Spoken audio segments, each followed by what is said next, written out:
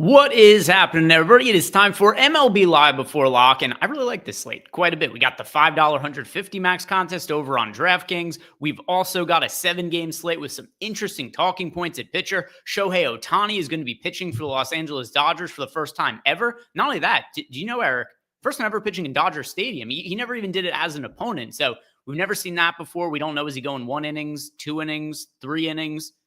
Seems to indicate 1 inning, but we don't know that for sure either. As far as DFS goes, he's only going to be available as a fielder today, so he's going to get batting stats, but not going to be getting pitching stats. So do us favors, you guys are watching this. Like the video, subscribe to the YouTube channel, hit us up if you have any questions. But Eric, how was your weekend? Yeah, weekend was good, pretty chill. I got to watch a little bit of the golf, got to hang out with some friends. Wife was out of town, so a lot of bachelordom with Duke, getting to hang out and about. Should have been single and had a Bernese Mountain Dog. That's definitely something that I learned every single time that I'm out and about with him. I'm like, probably should have played that one over in my head and reverse engineered it. But such is life. He's an adorable little guy, and he's sleeping right now under the fan, living his best life. Yeah, so the good thing that we don't have weather concerns today. No. Everything else is a concern. The best pitchers on the slate. We don't know how long they're going into the game. We've got Logan Gilbert coming off the injured list. He was pretty restricted in his rehab starts too. His over-under for outs is 14.5. And despite a 14.5 outs prop, you guys will see here, we've got Logan Gilbert projected for a healthy, nearly 60% ownership today. He's the most expensive pitcher on the slate at $9,700. He's also going up against a Boston Red Sox team who, out of nowhere, traded away Rafael Devers yesterday, kind of similar to when they traded away Mookie Betts. The Betts one different in terms of they didn't want to pay Betts, so they traded him to get some value in return before they had to re-up his contract. The Devers one, it seems that they had some buyer's remorse. I've got some theories on what's happening with Rafael Devers here. I think it's going to end up coming true when he's starting at first base almost immediately for the San Francisco Giants. What I think happened here is the Red Sox signed to this big contract. Mm-hmm. And I think that there was some remorse there in terms of they saw, not that they don't like Devers as a player, but I think they felt they overpaid for him. And now as they're starting to look like a team who, at best, 500-ish this season, I think they started to go like, hey, we're kind of capped out. Not like literally because there's no salary cap, but I think that they felt they were maxed out in terms of the amount of money they wanted to spend. And they needed to shed some of that salary. And I don't know that I buy all of the locker room issues with Rafael Devers. I think they leaked some stuff to make it justifiable to move off of his contract. Because if he's all of a sudden playing first base for the San Francisco Giants after we got all these reports that it was something he was completely unwilling to do, that would be very bizarre to me. And that's what I think is going to end up happening. Wow, that would be absolutely insane. I mean, everybody knows the Giants have Matt Chapman, who is probably one of the best two-way. I mean, he's the best defensive corner for like the last 3 years overall. I mean, the guy's an absolute freak of nature. You probably don't want to rip him off of third. And so you're probably moving around. You have one of the most, I would say, versatile guys in Casey Schmidt, who's kind of an interesting piece that they can maneuver around. He can play second, short, third, can do whatever you need him to do. Adames obviously brought in there to be the shortstop of the future. But so far, kind of lethargic, had a good Coors Field series, but we'll see if that can come to fruition later. I mean, Lamont Wade Jr. is now with the Angels. They really don't have like cornerstone first base guy. I could see that being the case if you were to have a conversation with him. And also, I mean, I went through some of the stuff on Baseball Savant last night just to kind of look at Rafael Devers and see kind of his hitting profile in San Francisco. He still would have had 15 home runs with all of his exit velocities in San Francisco with everything that he's done so far this season. And that was after a very slow start first week to his season. So like, I guess that's some good logic. If you had a conversation with Rafael Devers somehow, some way, and he said, yeah, I'm actually willing to play first, this makes a lot more sense for San Francisco. If you have the same shit that he was just doing in Boston, bringing him in there, you could see Devers traded again before the deadline. I mean, there's just so much stuff in play because now it's like, well, he's our guy, he's our asset, and you want him, come get him. Doesn't happen all that often. We did see it happen in hockey. I assume a lot of you guys aren't going to be familiar with this, but Mikko Rantanen is one of the best players in the NHL. He got traded twice this year because, there was some uncertainty about signing him to a contract where he actually wanted to play. And then also there was another trade that was supposedly agreed upon, but then a player used their no trade clause, and then it was I think it was Mitch Marner from the Maple Leafs, which prevented Rantanen from getting traded to Toronto. So he ended up having Rantanen got traded to the Hurricanes from the Avalanche to the Hurricanes. They weren't able to agree on a contract extension. So then he ended up getting traded just a couple of weeks later to the Dallas Stars. So who knows? Then he eliminates Colorado, which was the other part that was just unbelievable. I think he had the game-winning goal actually to eliminate him, which is just back-to-back hat tricks.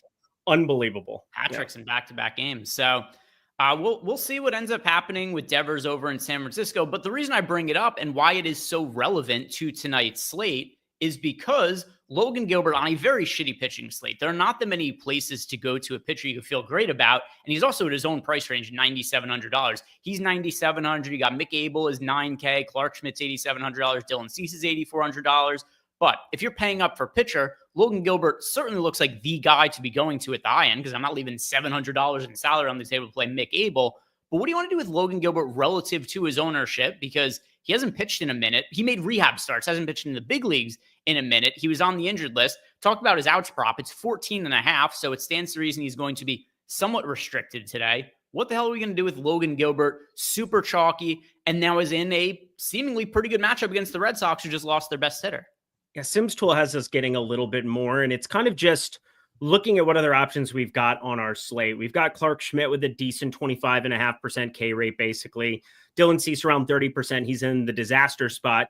We all saw him mow down the Dodgers, and you and I were underweight and not really feeling all that great about Dylan Cease in that performance. And then, well, run it back here in Dodger Stadium, but we could see Shohei Ohtani not in that lineup, and that would change my opinion of Dylan Cease for sure when you don't have to face that guy 3 guaranteed times at the top of the lineup. So there's still some things that are going to change with pitching, but when it comes to Logan Gilbert, if we think the K rate is, I mean, we're not going to project him at 37.5 where he's been so far to start off this season. Like, he's been on the IL. I'm going to put him like, a baseline around 30. You know what, though? That's still the highest on the entire slate if you drop it exponentially. And he's in the best strikeout matchup that just traded their best hitter. Marcelo Meyer strikes out at a 31.5% clip. He's up in the order. Trevor Story batting 6th, 30%. You go through each of these individuals and like, there's just not a lot of ways that Logan Gilbert kills you. And I think that that's kind of the interesting part of this slate is that like, he's not going to kill me a majority of the time. Whereas there are so many other pitchers that are going to outright kill me if I play them and try to get too crazy and off the board. And we just updated our projections, and Logan Gilbert is, I was going to say we just did another projections update. So never mind, I retract. I was going to say we just updated Logan Gilbert's projection and it went up quite a bit, but then there was a update to the update, and now it's back to 18.79. Yeah. So never mind. Either way, I'm going to rerun the Sims on screen here just so that we've got the most accurate data here while we're going and talking through all these pitchers. My inclination of what I want to do with Logan Gilbert, because by the way, if you're playing cash games, just no brainer to play him in cash because of how high owned he is. For tournaments, I'm so uncertain with his pitch count, but I also think he's in by far the best spot of any pitcher on this slate. I'm just going to align myself with the field on Logan Gilbert. If he has a big game, that would be cool with me. If you get into a situation where he only throws 4 innings because he's first off the injured list, guess what? I'm in line with the field. It's not going to kill me. It's such an uncertain situation, and it's not even performance related. It's just in terms of how deep he's going to be allowed to go into the game. Unless we get a definitive update on like, hey, he's going 90 pitches or something like that, I'll just align myself with the field on Logan Gilbert, play him about half my lineups, and I'll differentiate elsewhere. What are you going to do with him relative to his ownership in large field tournaments? So I'm over right now, but I think there's a lot of things that can change. First off, Ohtani could be out of the lineup, and that would change my opinion of Cease. I think that's very clear cut when you remove the NL MVP who won it as a DH last year with his bat and bat alone, who bats at the top of the lineup and is the guy you would face the most no matter what. If you faced him 3-4 times potentially through that lineup, yeah, I think that that's going to change his projection and his outlook here in Dodger Stadium. The other thing that could change is looking at like Mitch Spence just getting added to this as opposed to JP Sears. I mean, we'll see if there's anything to mine out of that, but we just got that word like 2 seconds ago, and I wasn't going to play JP Sears, and I don't think I'm going to end up playing Mitch Spence really, but I think what it does is it basically just like eliminates one of the teams and one of the starters where, if there's enough uncertainty there, that's 2-3% that kind of needs to get allocated some other places. So I'm just going to rerun everything here once we get the update in. We've got plenty of time. We're going to be able to cover it. Hopefully the Dodgers give us that damn lineup before lock. That would be the one thing that could really put this into disarray, is not knowing what's happening with Ohtani and not knowing how much CISA I want to get to leading into this slate. But right now I'm with you. I think Logan Gilbert, he's justifiable at just about any ownership number you put on him. You could be slightly under, slightly over. You could be way over, way. Like, I think that depending on what else is in your lineup, I'm not going to be saying that you did something right or wrong based on where this ownership comes in, because like it looks appropriate. Yeah, and I also agree with you. We were talking about it a little bit before the show. I don't know whether Ohtani's going to be in the lineup or not. My best guess is he will be, but you just don't know for sure because they've been so cautious with him. You typically don't see pitchers take 2 years to return from a Tommy John surgery. So I understand the conventional wisdom is this is where his biggest value is. He's able to hit and pitch. Of course, he's going to be in the lineup today. But just because he did it in the past doesn't mean they're going to do it his first game pitching in 2 years, where it's been very clear they've been handling with kid gloves.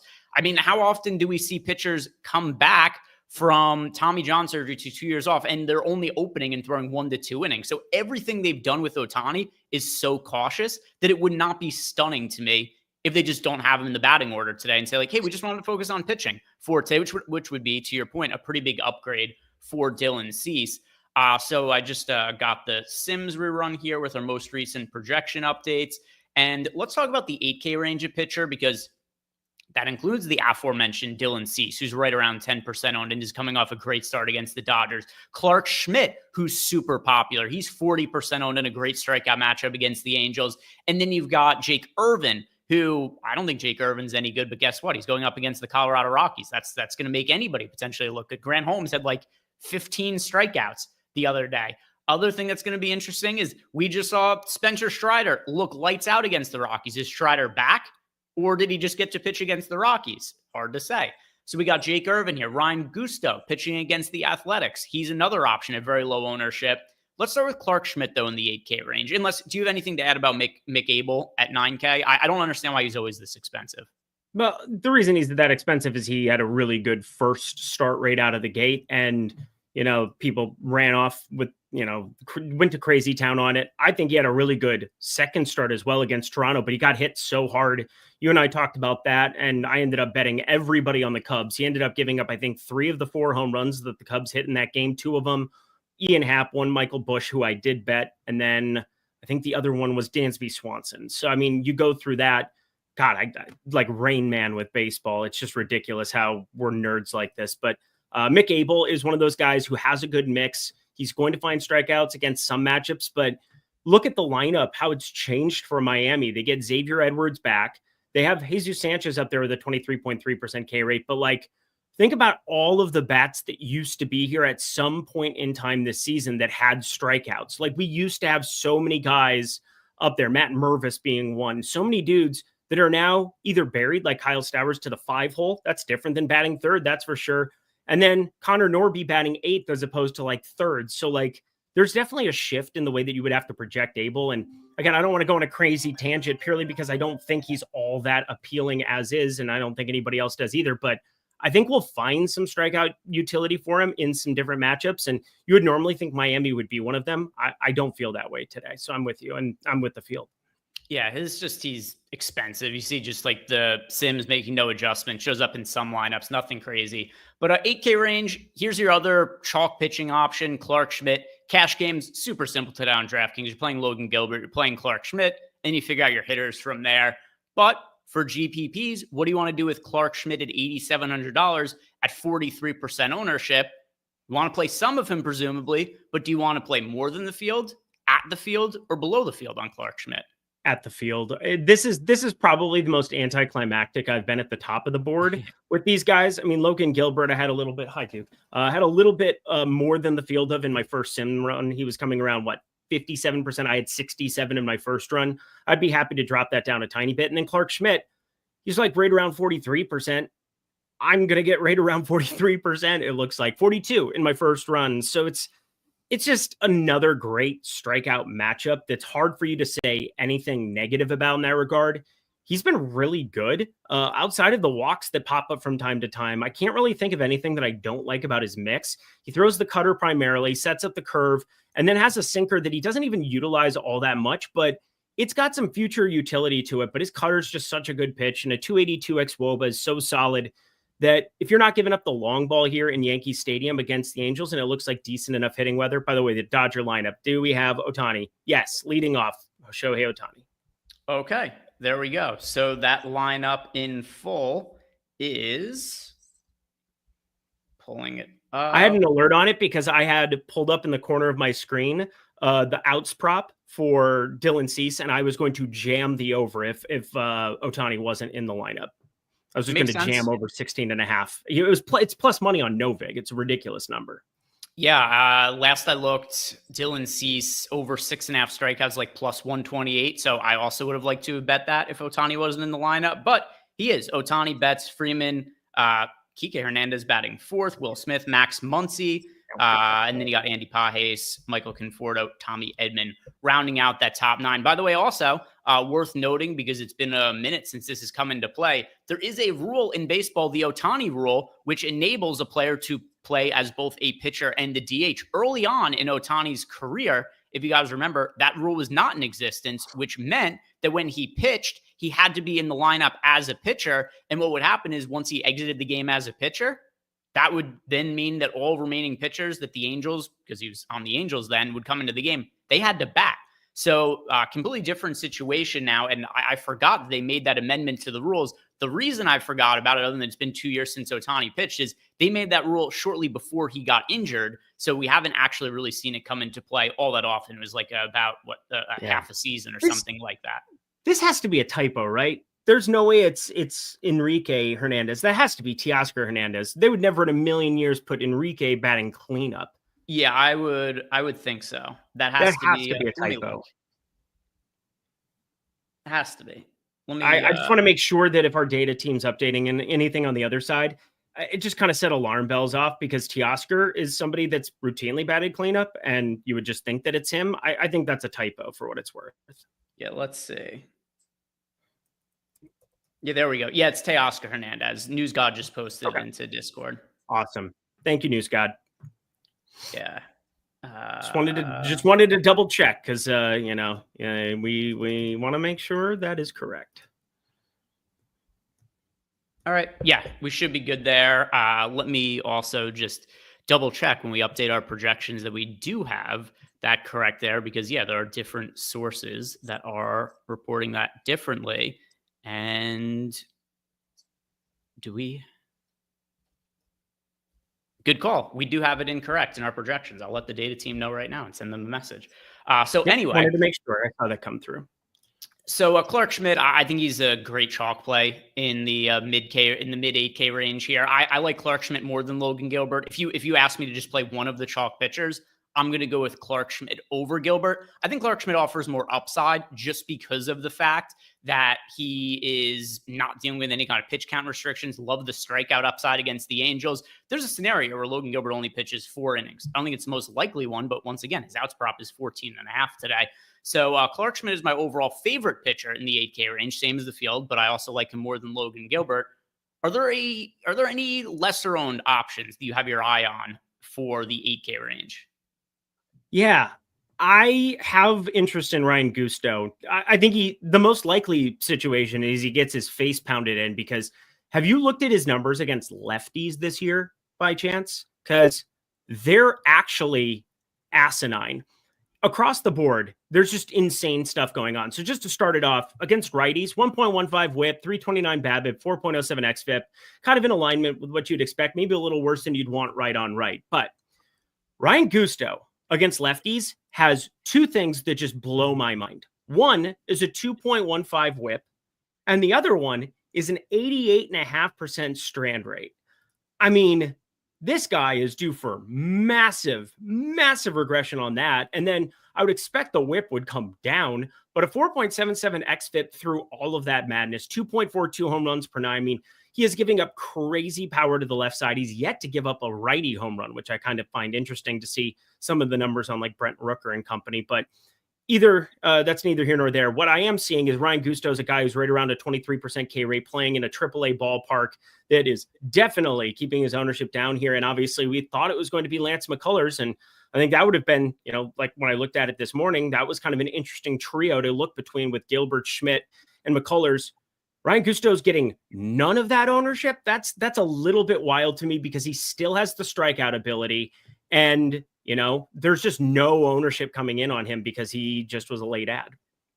Yeah. So, by the way, also, just message the data team to get the projections updated to account for, like you pointed out, the correct four-hitter right there. By the way, Mason Dixon, who has said the same thing 3 times in a row in the YouTube chat. Same format we always do. We do half the show, we talk about pitchers. The other half, we talk about the stacks. It'll be coming up in a little bit, but we just open with the pitchers. The main reason for that, by the way, is because we don't have all the starting lineups at the top of the show. We do at the end of the show. So there's a little bit of strategery to it. So we get all those starting lineups by the time we talk about our favorite lockbox. Anyway, for me in the 8K range, if I'm going to play a lesser owned guy, I don't think Jake Irvin's any good. I also like stacking against him a little bit today, but the matchup against the Rockies is so beneficial that I do like taking some shots on him because he's pitching at home against the shitty Rockies offense. Yeah. I feel inclined to play both sides. The Rockies are super cheap against a bad pitcher, and you got Jake Irvin relatively cheap against a really shitty offense. 100% with you. Anything you like in the punt range? Because once you get down here, nobody's all that popular. 13% ownership to Pepio, 14% ownership to Lucas Giolito. Sims getting me a little bit overweight to them in this first run that I did here, like a second run because I reran it as we got a little bit more data that came in. But nobody that stands out in like a super significant way. You got Sandy Alcantara, who's crazy cheap and seemingly is just not going to completely bounce back from the injury that he had last year where he underwent the Tommy John surgery. What do you like on the low end, if anything? Yeah, no, the word isn't like. I can tolerate a little bit of stuff. So Palmquist is 5,500. It's just purely what else are you getting in terms of bats? When you play in Coors Field, it's not going to look that pretty. He only has played 2 outings in Coors Field for what it's worth. He had the one Mets game, which was a little bit of an outlier with 8 strikeouts. I'm not expecting that by any means, but you neutralize the Abrams wood a little bit coming from the left side. You're 5,500. It allows for me to do some things that I find to be at least interesting. And the other one is Sandy Alcantara, because I don't expect him to be a 7 ERA, 1.5 whip guy and have all of these trade discussions going his direction right now and just kind of lay down and die here in this spot. There's obviously lefty power that exists in this lineup, specifically Kyle Schwarber. Hi, hello, how are you? But 26% K rate for him. Otto Kemp right around 26% as well. You get Kepler higher up in the order, batting 5th. That's better, actually, than a Stott, who, despite being awful at baseball this year, he has a 17.6% K rate, so a little bit more strikeout immune. I think I can tolerate getting to a little bit of Sandy Alcantara. I mean, I don't think I'm going to end up rolling out any Kasperius. I'm not sure how far you can really pitch into this one, and he would avoid the top 3 to some extent for the Padres, which sounds good in theory, but then you consider that you kind of want to face Tatis if you're looking for strikeouts, like strikeout upside. He only has an 18% K rate, but it's been much higher over the course of the last month. Him and Jackson Merrill, there's been a lot made about them in San Diego having their warts, and I think that'll continue to some extent, but I think it's probably a little too thin down here. So it's just trace amounts of these guys, nothing crazy, playing 60 lineups, and I'm sure they're going to fall into a couple of them there, but nothing that I quote unquote like. Fair enough. Giolito, are you rolling out? Sorry, what was that? Are you rolling out Giolito? I'll take a couple of shots on these low end guys, but it's not anything that I would. If anybody's watching this is playing 1, 2, 3 lineups, I'm not playing Pepio or Giolito in that kind of situation. But over the course of 150 lineups, it's a pitcher friendly ballpark. Playing against the Mariners, I'm okay with it. And then same with Pepio as well. Baltimore's offense has struggled a little bit this year. I'm not in love with playing either of these guys, but the same way you had said, I could tolerate playing, like 10 to 15% of Giolito and Pepio, just because I don't want my entire pitcher pool to be comprised of Logan Gilbert, who might only pitch 4 innings, and guys like Dylan Cease against the Dodgers. Yeah. Jake Irvin, he sucks, but I have to play some of him just because he's going against the Rockies. So to differentiate some of the pitchers I'm playing across 150 lineups, I'll play some of them. But once again, for the most people who are watching this that are going to be playing 1, 2, 3 lineups, I wouldn't be playing Giolito or Pepio in that scenario. Gotcha. Let's talk about FanDuel pitching then. And on the FanDuel side of things, Eric, I'm refreshing the ownership over here to make sure I've got the most recent ownership pulled up for FanDuel. And on the FanDuel side of things, Logan Gilbert's 30% owned. Clark Schmidt is 21% owned. I know Gilbert's more popular. I'd still rather play Clark Schmidt in cash on FanDuel, though. I would too. It's just a scenario where Logan Gilbert, I don't think the most likely scenario is he gets the quality start bonus and goes the 6 innings. I feel better about Clark Schmidt going deep into the game. Once again, not that it's impossible for it to happen with Logan Gilbert, but I'd rather lock in some of the floor with Clark Schmidt, save the $600. But what would you do for GPPs here on FanDuel? Do you want to go to Logan Gilbert at 30% on? Do you want to go to Clark Schmidt at 21% on? Or is there another pitcher you would prefer if you were just playing one FanDuel GPP lineup?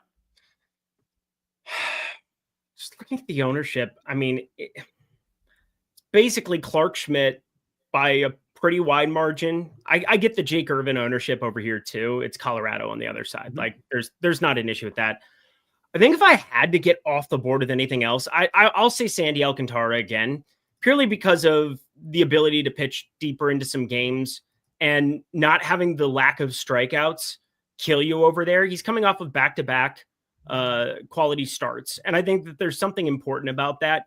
They've trimmed down his workload a little bit just purely because, if there's trade rumors and he can be worth anything there, teams know he can go 100, 105 pitches. So he'll hit 6 innings and he's probably done under just about any circumstance now at this point in time. But that still gets you your quality start bonus. You still have some strikeouts available in places throughout this Philly lineup that could also, come out and haunt him. But I think it's a good enough spot to just potentially pick up that quality start and have that be enough on this kind of a slate that sub 5% from him at his tag over on FanDuel, I think makes a lot of sense. Yeah, for me, it's just Clark Schmidt as my favorite guy to go to. I think he's a little bit under-owned on FanDuel. Agreed. When you consider that Logan Gilbert is 30% owned, Clark Schmidt's 20%, saving a little bit of salary there. I liked him for cash games, like him for GPPs as well. So that's the direction that I prefer to go. Jaw1224 asked us in Discord, which, by the way, if you guys do want to get access to our Discord channel, just sign up for any of the packages that we have here at Stokastic.com. Link is down below in the YouTube description box. You could also take advantage of any of our partners here. Sign up for any of them through the page that is down below in the YouTube description box as well. Have to go through that page for tracking purposes. For each one of these partners, you sign up for 1 free month of core access to a sport of your choosing. So if you want to sign up for 2 of these, get a couple of months free of MLB core access. Also, this works for a portfolio EV. So either one, if you guys want to get your foot in the door for cheap here, this is the best way to do it. And you also get some deposit bonus offers to take advantage of here. But the question we had from Jaw1224, he says that the Sims are getting him underweight to the field to Logan Gilbert. He is somewhere around half the field. He said, should he be concerned? Not really. I think it's a reasonable stance. I don't feel super confident what Gilbert's workload is going to be, so I'm just aligning myself with the field. But if you want to be underweight, I have no issue with that at all. If the Sims are pushing you underweight like they were in this first Sims run that we did here, I think that's a completely reasonable stance for a guy who might only be pitching 4 to 5 innings. Agreed. Everything you said, seconded. And then also relevant, because this has come up a couple of times here, but Jacob Leisure, or just in general, something that's been on people's mind, wants to know, will Ohtani accrue pitching and hitting stats? Only hitting stats.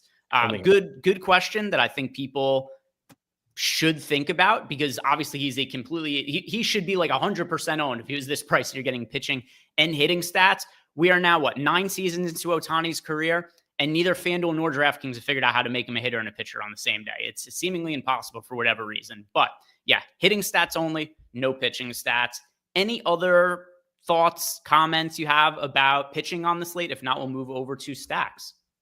Yeah, let's jump to stacks. I mean, pitching, I'm pretty aligned with the field on DK. I wish, because there's some days that I come out here and I'm just I got this guy on the left. There's so many times I feel like there's under-owned pitchers. I don't really feel that way with anybody down here. I'm kind of making a case for diversifying your portfolio. Gusto, about the only guy that I'm overweight to. And I hate him. So it's just hilarious how this kind of slate and Soriano, what he did against the Athletics, I don't think is repeatable here against the Yankees, although you've got the lowest Yankee props you could ever imagine today. So if you have some feeling that Soriano is going to have more than 3 home runs allowed this season, today would be the day for that. But from a DFS perspective, no Soriano for me. All right, so let's talk about some stacks. And if you look at the just default run of the Sims here, a ton of Houston, a ton of Washington, 40% of Houston is a 5-man stack, 30% of Washington is a 5-man stack. But first, if you're just playing one single entry lineup, Eric, just one lineup, and in a single entry field, who would you be stacking in that consideration? Colorado Rockies. I don't find a way around it with the ownership that's coming in on Jake Irvin. I just have to do it. It's Jake Irvin. We know the power he gives up. I know the 5.5K prop is appealing, but we've got him as the 3rd most popular pitcher on the slate today. And Clark Schmidt's been really good. Logan Gilbert, when healthy, really good. Obviously, we have pitch count concerns. That's the main deal there.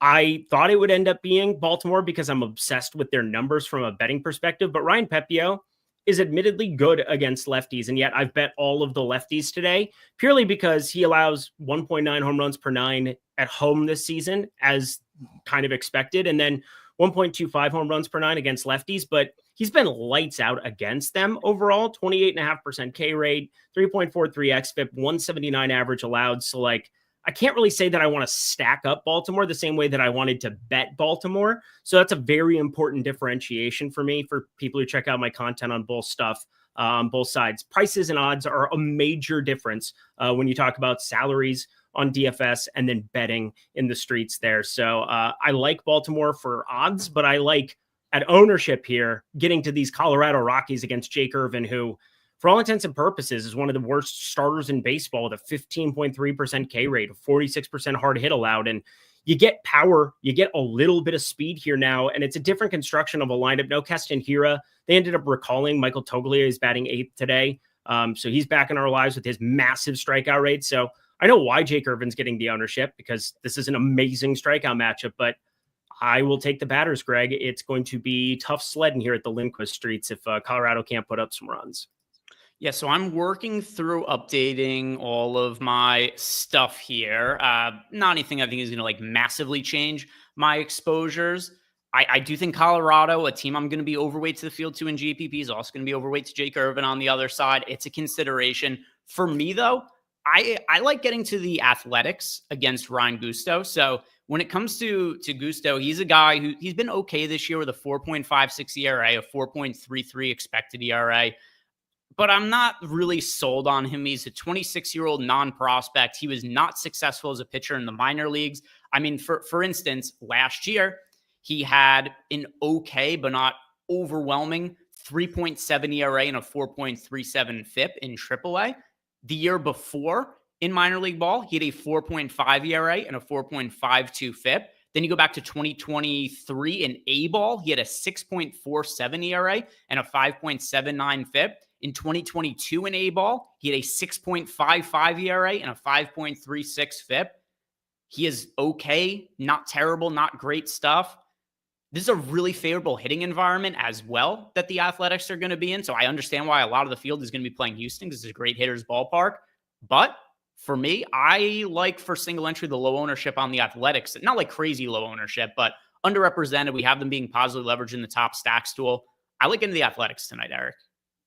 Why did StreamYard do me dirty? Can you hear me at least? Because look at my face. It just froze on the most unflattering picture in the history of humanity. What is this? I mean, you're just mean mugging it. I can hear you just fine. Yeah. Why? This is literally, my internet's perfect. I just pulled it up. I was like, what is going on?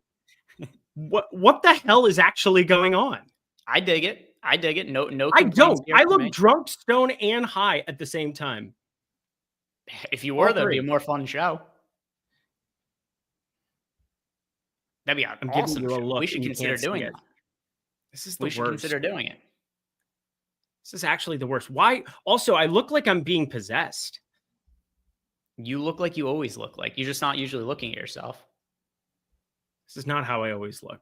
I think this is a still. I think Eric is doing something. His pants are off or something, and this is It's like in cartoons when you get the stereotypical dad character, he falls asleep and paints eyeballs onto the back of his eyelids. I think you're up to something. I think this is a ruse.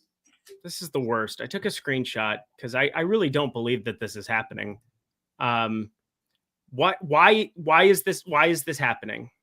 Shout out to Doug Geely in the YouTube chat, who has delivered the funniest joke about this entire thing. Eric looks like how he feels on the inside. That is correct. That is absolutely 100% correct. Greg is my captor, and I am simply here to do his bidding. This is a call for help. This is Eric's way of, because he doesn't know very many things. So he can't do like the tapping or anything like that. He can't do the Morse code. So instead, he's trying to send you guys messages with pictures. Interesting. This is like Interstellar, but actually good. Trying to communicate to myself somehow through a bookshelf. Again, truly egregious. My wife really wants to. Oh, Logan Gilbert expected to throw on 80 pitches. Yeah, if you can get on just about anything that has to do with that 14.5 prop, that is more than enough. What do you make of him at nearly 60% ownership at 80 pitches, though? That's more than fine because of the strikeouts. And that's more than fine considering some of the uncertainty. I mean, it's really hard not to like the under of 6.5 strikeouts at 80 still. I'm pretty happy to be having that locked in, but he's still just 15 outs. What, maybe? I mean, he's still, I think this is actually more solidifying him as like somebody you can still click on FanDuel now. I would still play Clark Schmidt, I think, in cash, but like 80 pitches is about where you were hoping for. Again, this is probably not going to change too much. I think that's kind of right in the ballpark. He got to 71 his last time out. Don't mind my stupid face. That's we never reaction to everything, but whatever. I think this is probably going to just keep him in about half my lineups no matter what. Yeah, I'm interested to see if this drops his ownership at all, just because it could only go one direction. You know, there's no scenario where all of a sudden Logan Gilbert was going to have a pitch count that was going to make him 70% owned or anything like that. So I do wonder if maybe we see a little bit of a dip in his projected ownership now as a result of that. Same with his projection maybe coming down just slightly as a result of this. But yeah, Logan Gilbert going to be. Oh my God. Even when I do the stop camera thing, it goes back to my face. All right. Well, what do you want? Should we do the Caitlin Lindquist? No. I think we should do the Caitlin Lindquist. I'll just keep my camera off. This is absurd. No, put it on. Well, the chat wants it on. They've been demanding it. Yeah, they were very upset when you turned it off. Yeah, there we go. Now people are happy again. They're thrilled. So does this change anything that you think about the Red Sox as a potential leverage stack on the other side? Like, what if Logan Gilbert's just inefficient with his pitch count and gets hit a little bit one inning? Could we see the Red Sox be a really low-owned leverage stack against the highest-owned pitcher on the slate that makes sense? Because it's not that hard to envision a scenario where Logan Gilbert doesn't have the best game in the world in 80 pitches. It's true. And I mean, their middle reliever section is one of the parts that are lacking. I mean, Munoz and Brash are pretty darn good. That's kind of setup man closer. But when you're talking about middle relievers, Carlos Vargas, Bizardo, Zach Pop is a guy that they called up from AAA, who I don't find to be all that good. 29 years old. He was in the Dodgers system once upon a time, which is the only reason I'm familiar with him whatsoever. And then Trent Thornton, who I think more people are familiar with, he is outwardly bad, and I think he would eat up the most of those pitches. We saw him with Toronto, Houston, a couple of different teams as well. So like there is some appeal to like potentially having those middle relief guys having to be utilized. There's only one lefty that can come in, and that's Gabe Spire, and I doubt they utilize him in a game that they're down right away just to kind of roll out. And plus, there aren't many options. I mean, they're going to keep Roman Anthony out there no matter what, batting third today. They're going to keep Marcelo Meyer out there no matter what. I can't imagine they're going to pinch hit for those guys. So yeah, I think it's somewhat doable with the current setup here for Seattle. I think the Red Sox, if we get an update here, they're probably the ones who are the most appealing, but it's only going from like a stack I had basically zero of to like maybe making a lineup or two.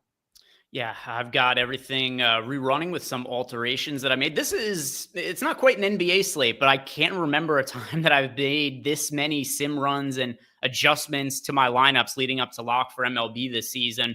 So we've talked about some potential contrarian spots that we like. We talked about our favorite overall stack for single entry. For large field tournaments, we've got the Nationals and the Astros both showing up a ton in Sims runs. What do you make of them as two more popular stacks today?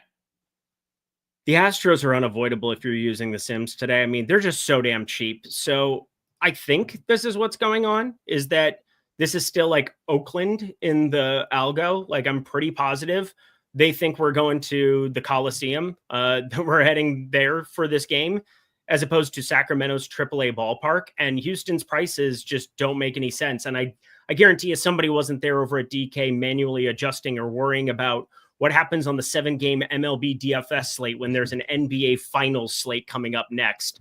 I'm pretty confident that that's exactly what happens. So we got to play the slate that we're given here. And Diaz and Walker and, Pena's the only guy over 4K in that lineup. You also remove Paredes, who's very, very good, Isaac Paredes, and it's going to be DeBuan, who is 2,300 with second base, third base eligibility. So, like, now you're adding an exponentially cheaper bat to the mix. You have terrible starter here in Mitch Spence, followed by JP Sears, assumedly. JP Sears could even not show up in this one. I mean, the Athletics have just been so coy with how they're dealing with pitchers. So, like, Houston is very good. How much I play them as a 5-man is going to very much depend on this next Sims run, because I had way too much the first time around. By the way, I want to let people know in chat, because there are some people who are just showing up now that want to know what's going on with you. Eric was tired of wearing makeup on shows to look pretty. Shut up. He got some plastic surgery, and this is just what his face looks like now. It's a different look for Eric.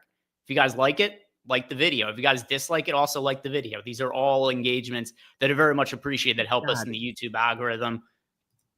Oh my God. Why is this happening to me? I know those plastic surgeries, they're permanent. Got to think through these decisions before you do it. Any other contrarian offenses that you're liking for today? I mean, we talked about getting to the Nationals a little bit because they're going up against Jake Irvin. I am going to play a couple of Red Sox lineups just to differentiate some of them. But what about you? Are there any other low-owned offenses that you like trying to get yourself to? I mean, the Rockies, it's just disturbing that I'm doing this, but it's just ownership coming in on Jake Irvin. I really like them as a stack to get to. It would behoove you to do the same.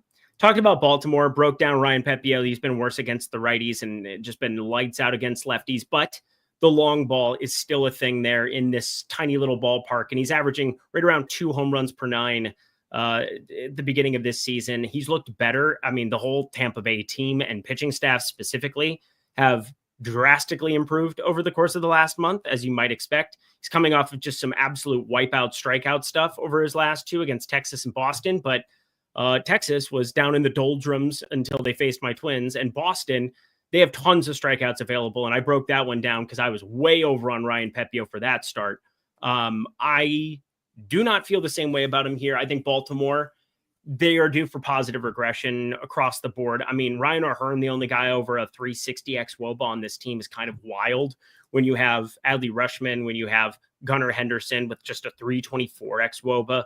There's going to be positive regression. And I think Jordan Westburg being back, Colton Cowser being back, we're going to see some improved 1-8 performances here. Baltimore, they've got much better batters here, top to bottom, against right-handed pitching going forward.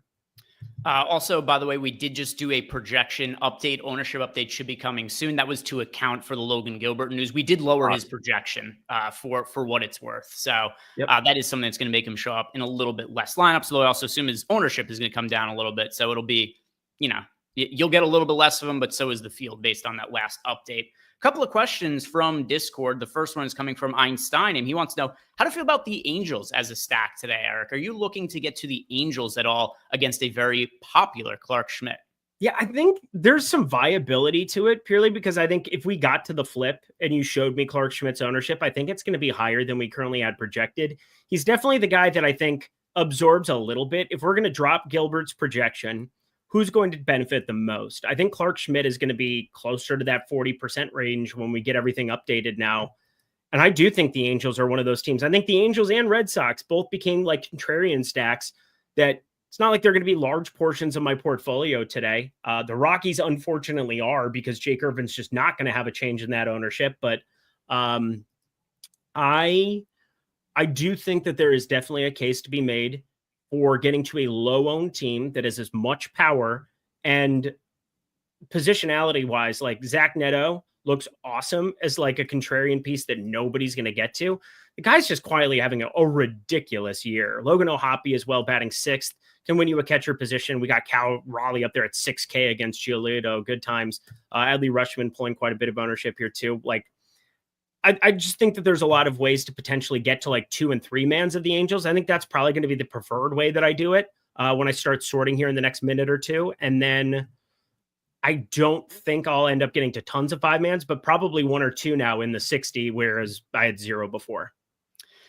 I've got everything updating for the Logan Gilbert update there. I don't think I'm going to have very much of the Angels, and definitely not something that I would recommend people only playing a couple of lineups to go ahead and do. For large field GPPs, whenever a pitcher is this popular on a small slate, you could always justify a couple of stacks against them. It really depends how many lineups you're playing Einsteinium. If you're playing 5 or less, probably wouldn't have Angels in them. If you're playing 20 plus lineups and you have 1 Angel stack out of 20, or maybe like 3 out of 50 or something like that, I think that's reasonable. Let's see. So now that I have everything updated, what is my actual exposure to the Angels as a stack? Yeah, I have 2 out of 150 lineups are Angel stacks for me. So not really the direction that I am going personally with my lineups, but I understand the leverage angle. And then Mr. Cool Cam wants to know, who are our favorite batters to be getting to from the Colorado Rockies, Eric? So you like the Rockies for single entry. Not my favorite single entry stack, but I'm going to be getting some exposure to them. I've got 8% of them overall. Who are our favorite hitters to be targeting from the Rockies? Yeah, it's pretty clear cut getting to Beck, Doyle, Freeman, any of the outfielders there. Ryan McMahon, probably the guy that is the biggest priority for me. If you're playing, a guy who can only be played at third and you're getting leverage against a very popular pitcher, you're not going to see many slates where Jake Irvin is the 3rd most popular pitcher unless it's a 2-game slate. So this is definitely going to be a Ryan McMahon. The guy is playing like he wants to play for the Dodgers, which is kind of nice to see because he had no pulse there for a while. Toglia is down there at 2,700. We'll see if any improvements come out of AAA, but I mean, that's just a cheap guy to get to. Hunter Goodman at the catcher position, but primarily the outfielders, Ryan McMahon, Goodman. Those are the main 5. Let's see. Who do I have the most of from the Colorado Rockies? By the way, my final exposure, Logan Gilbert, 36% is the number that I landed on here. A little bit underweight. I'm good with that being the mark. All right. So Rockies, I'll filter by them in the Sims. I have the most of, in order, Ryan McMahon, Hunter Goodwin, Jordan Beck, Brenton Doyle, Tyro Estrada. So not anything too different from what you had said right there. The 2 that stand out the most to me are definitely McMahon and Goodman. If I had to just filter by 2 of them that I wanted to be in lineups, they're the 2 that show up way more than anybody else. McMahon and Goodman for me. Any other stacks that are important to you before we start talking about our home run picks? What are we doing with the Athletics? I mean, this is just a headache for me. They're the 2nd most popular team. I mean, do we think they're going to be this low on against Gusto? Because I think the Athletic lefties are the absolute nuts on this slate, if that's going to be the case. I brought up Gusto, and he's pulling no ownership, and he has a strikeout rate. The only reason I'm clicking on him, but these lefties are in such a good spot, and we got Kurtz and Butler and Soderstrom, and then Brent Rooker I'm going to play because it's Brent Rooker. We'll see if JJ Bleday, folks, ends up in the freaking lineup like I'm sure he will. So lots of ways that I think you just kind of fire up some of those lefties because they just look ridiculous. Yeah, Bleday batting 7th. So looks really good to me to get to the lefties specifically against Gusto. Yeah. I like the A's as a team to be getting to. Good. Yeah, they were the team I picked for my favorite single entry stack. So I love that. I'm on board. I'm on board for them. I was too busy tilting my stupid face on the screen. I like it. This is the new character, resting bitch face Eric. I like it. I think it's a good look for you. Don't get down on yourself. I think the plastic surgery went great. I have no issue with it at all. Nothing to feel self-conscious about. Any other final stacks you want to bring up before we do our home run picks?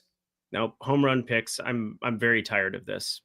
All right, guys. It is time for us to put a graphic on the screen so Eric could feel better about himself. Dong of the day. And you guys, also, you could participate as well. Let us know who you are picking to homer today. And then one more time as well as we do this, because people are asking about it in chat. CPA Joe K wants to know, is Ohtani going to get DK points as a hitter? Yes. Hitter points, yes for Ohtani. Pitcher points, no. So that is the final update that we'll have for you guys with just a few minutes left to go on Ohtani. And that, in general, has been how they've handled Ohtani for his entire career when he is hitting as well as pitching. But Eric, I am about to take the graphic off the screen, and you look different this time again. Who are you picking to homer tonight, Eric? Who is your dong pick? What in the world is going on? Now it's just a black screen, but it's showing me on the bottom. What in the world? What in the absolute world? Whatever. I want any of these Baltimore guys to go yard, but from a DFS perspective, friends, I'm not going to go as far as to say Ohtani. I'm not going to try to do anything ridiculous there, but I do want to throw out Lawrence Butler. 4,600. I brought up some of the splits here for our friend Ryan Gusto. They're absurd. He's only given up home runs to lefties this season. Only to home runs. Now, if you're going to give up a righty home run, Brent Rooker, probably higher up on the board than most. So I'm all right going that direction. If you want to add him in your stacks, he's freaking Brent Rooker. But Lawrence Butler leading off 4,600, getting Ryan Gusto. He's going yard for the people. All right, let me go ahead and look over at my lineups here. And all right, don't want to go with anybody too chalky. It's nice of you. Couple of options here. All right. I know what direction I'm going to go. I'm going to go with Gunnar Henderson against Ryan Pepio for today. I keep waiting for Gunnar Henderson. Not that I think he's going to be able to replicate what he did last season, probably ever again in his career, but I'm looking for him to at least get back to playing at an all-star form, which we've seen in glimpses at time this year, but hasn't totally come together for him. But I still think that he remains a pretty decent buy low option, right around 10% ownership at a sort of thin shortstop position. And then also, once again, like he's hit the ball better as of late, although not quite the same power as last year, because of his WRC plus up to 123 for the season. But tonight, I can get back in the power department. Gunnar Henderson to go yard against Ryan Pepio. Let's see what we have from chat, and then we'll wrap up the show. We have, okay, here we go. Mike Campbell has got Shohei Ohtani. We've got Comer 310 going with Giancarlo Stanton in his return game. Chad Weissman has got Rowdy Tellez. We've got Damani Tatum going with Brent Rooker. We've got NY Steele going with Brent Rooker. We've got Steven Leibowitz picking Cedric Mullins. Sotex is going with JP Crawford. We've got, oh, did Amy leave a super chat? My bad. Oh, she asked for tiers. I missed that. I missed that. My bad. I'll do this really quick. Apologies. You do it. Apologies. I did not see that come across. I can actually pull it up here too. We got 55 seconds. Must go. All right. So 4 tiers. I got it pulled up. Tier 1 for me is Aaron Judge. Tier 2 for me, that is going to be Kyle Schwarber. Tier 3 for me, by the way, you cannot roster Rafael Devers. Well, you can. You just won't accrue points. Tier 3 for me, that is going to be Julio Rodriguez. Tier 4 for me is going to be Fernando Tatis. Keep in mind, Ohtani only expected to pitch the first inning or so. Correct. Tier 5 for me, that is Jeremy Pena. Tier 6 for me, where we could roster pitchers, I'm going to go with Clark Schmidt over a probably more popular Logan Gilbert. Yep. Those are all good things. All right. Amy, I apologize, but hopefully that was helpful at the end there. That actually never... You know what happened? I swear this is true. Eric, look through the chat in YouTube. It never showed up once. If you go through the YouTube chat and look at all the messages, it never showed up there. It only shows up in the super chat tab. So my bad. Yep. My bad. Apologies, Amy. I'll read off the rest of your guys' home run picks now. Go. Let's see what else we had for dongs. We had Aaron Hines went with Yandy Diaz. We've got Rooster Slinky going Jorge Polanco. OMG Lowell has Ben Rice. Jake Swales has Josh Lowe. We've got Jamison Bonner. I love boners. He's got Marcelo Meyer. We've got Patrick Maduke. He has got Woods, Crawford, and Schwarber. We've got Jake Swales going Brandon Lau. Nate going with Nate Eaton. We've got CPA Joe K going with Lawrence Butler. Nicholas Barrett also has Lawrence Butler. G Joyner's got Ryan McMahon. Josh Dibdahl has got both Max Muncy's to homer today. Max Muncy and Max P. Muncy. James Elwood has got James Duran. Jaron Duran. We've got Aaron Lilly going with James Wood. We've also got Tripp going with Fernando Tatis. And then finally, Samir is going with Ramirez and Myers. So guys, thank you very much for watching. If you have not done yet, like the video, subscribe to the YouTube channel. If you want to sign up for any of the packages we have here at Stokastic, link down below in the YouTube description box. If you guys have any comments on Eric's new look post-plastic surgery, let him know. He's open to opinions and advice. Other than that, guys, have a great night. Good luck with your lineups. We'll see you back here tomorrow. Thanks, StreamYard.